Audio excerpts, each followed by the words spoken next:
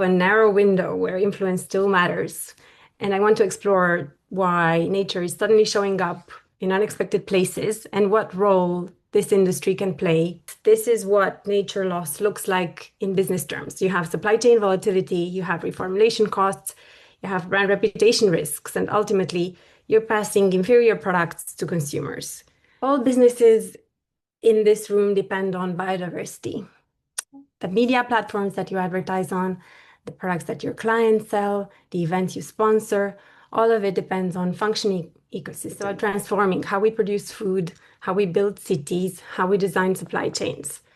And it's about making nature recovery to be a core business strategy. Fewer than 1% of listed companies make any reference to this dependency on nature and biodiversity in their company report. Achieve the mindset shift needed to recognize nature as critical infrastructure requires all of us here who speak the language of business to translate those impacts of supply chain shocks on the costs of goods sold and intangible balance sheet assets like brand value. Without keystone species, entire food webs and ecosystems unravel, and with them, of course, the economic systems that depend on them.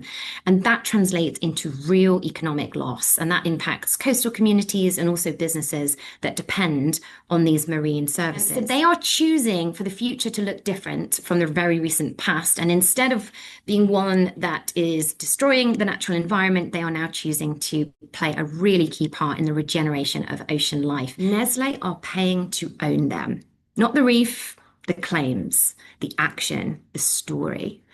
So for Nestle, this is just really smart business strategy. Consumers are just no longer willing to accept companies wantingly trashing nature for profit, especially for animal lovers. Corporate responsibility is converting at the checkout. Your opportunity is, of course, to help shape and tell these fantastic stories of regeneration for your customers and for your own business lines. If we get this right, the UK won't just recover nature, it will become the fastest nature recovery story in the world and the global center of natural capital innovation. And that's what we're aiming for. ELC has really been working to understand what nature means for a global beauty company. Early on, our work was spread across a number of different programs and projects, nature-based grants, for example, through our charitable foundation. Understand that while these commitments helped clarify expectations and accountability for these siloed programs, they still didn't really fully answer the harder question of what does this mean for our business? And this illustrated how climate impacts, nature-related yield shifts, water availability, and ecosystem health all can come together to influence supply continuity and cost stability. Using these insights and this risk assessment to intentionally pursue water, climate, and nature work together. You are getting to do something for a reason that makes you want to do it. How does that make you feel about doing the work you do to support nature, to build resilience? Opportunity to reframe. I think it's critical that we do that in this work. Otherwise, we will burn out. And I think we won't have the right approach as we try to, engage with others as well.